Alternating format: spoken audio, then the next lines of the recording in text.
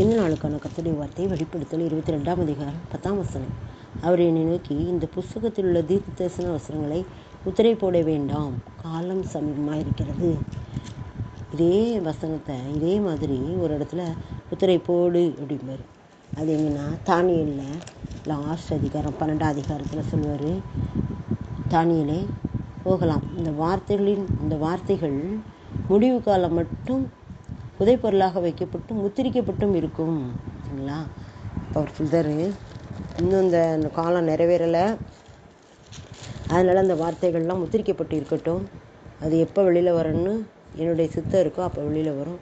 நீ அதை முத்திரை போடு, அந்த வார்த்தைகளை அப்படின்னு சொல்லுவார். பழைய ஏற்பாட்டின் வார்த்தைகள், பழைய ஏற்பாட்டு காரியங்கள். ஆனால் இங்கே புதிய ஏற்பாட்டில் கடைசி வெளிப்படுத்தல், கடைசி காலம் வந்துடுச்சு. அதனால் நீங்கள் முத்திரை போட வேண்டாம், வார்த்தைகளை முத்திரை போட்டு பத்திரப்படுத்த வேண்டாம், எல்லாருக்கும் அறிவியுங்கள். வார்த்தைகள் எல்லாருடைய இதயத்திலும் பேச வேண்டும், வார்த்தைகள் நிறைவேற வேண்டும். அதனால் வார்த்தைகளை நீங்கள் முத்திரை போட வேண்டாம். இந்த புத்தகத்தில் தீர்க்க தரிசன வசனங்களை முத்திரை போட வேண்டாம். தீர்க்க தரிசன வசனங்களை முத்திரை போட்டு, அந்த காலத்தில் முத்திரை போட சொன்னார். ஆனால் இப்போ முத்திரை போட வேணாம், அது எல்லாருக்கும் வெளிப்படுத்தப்பட்டதாக இருக்கட்டும். அப்போ அது மறைப்பொருளாக இருந்தது, இப்போ வெளிப்படுத்தப்பட்ட பொருளாக இருக்கிறது. எல்லாருக்கும் அந்த வார்த்தைகள் கிரியை செய்கிறது, அவங்க வாழ்க்கையில் கிரியை செய்கிறது. ஏன் அப்படின்னா காலம் சமீபமாக இருக்கிறது. இயேசு கிறிஸ்து வரக்கூடிய நாள் நெருங்கிடுச்சு, கர்த்தர் வரக்கூடிய நாள் நெருங்கிடுச்சு. அதனால் காலம் சமீபமாக இருக்கிறதுனால இந்த வார்த்தைகளை மறைபொருளாக வைக்க வேண்டாம், முத்திரை போட வேண்டாம். எல்லாருக்கும் வெளிப்படையாக தெரியும்படியாக வார்த்தைகளை நீ கொடு அப்படின்னு ஆண்டவர் சொல்கிறார் யோவான்கிட்ட.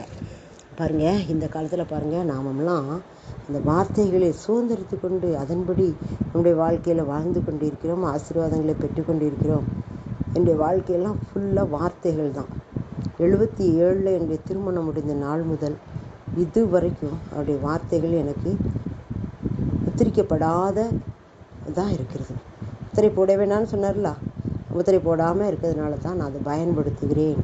என்னுடைய வாழ்க்கையில் அதை வார்த்தையாக சொந்தமாக்கி கொள்கிறேன். என்னுடைய வாழ்க்கையே வார்த்தை தான். வார்த்தைனா யார்? இயேசு கிறிஸ்து. இயேசு கிறிஸ்து என்னுடைய வாழ்க்கையில் முழுவதுமாக இருந்தார். அவருடைய வார்த்தைகள் எனக்கு பலித்தது, நிறைவேறியது. அவர் சொன்னது தான். மனிதன் அல்ல அவர் மனம் மாறுவதற்கு, பொய் சொல்ல அவர் ஒரு மனிதன் அல்ல. அப்படியாக என் வாழ்க்கையில் வார்த்தைகளை நிறைவேற்றினார். இந்த வார்த்தை தீர்க்க தரிசன வசனங்களை முத்திரை போட வேண்டாம், காலம் சமயமாக இருக்கிறது, காலம் கடைசி காலம் ஆயிடுச்சு. மக்கள் எல்லாரும் அதனுடைய பொருளை உணர்ந்து கொள்ளட்டும், அதனுடைய ஆசீர்வாதங்களை சுதந்திரித்துக் கொள்ளட்டும், நீ முத்திரை போட வேண்டாம் என்று சொல்லியிருக்கிறார். நாம் அதை சுதந்திரித்துக் கொள்வோமா? நம்முடைய இதயத்தை அவருக்கு நேராக திருப்புவோம். ஆமென்.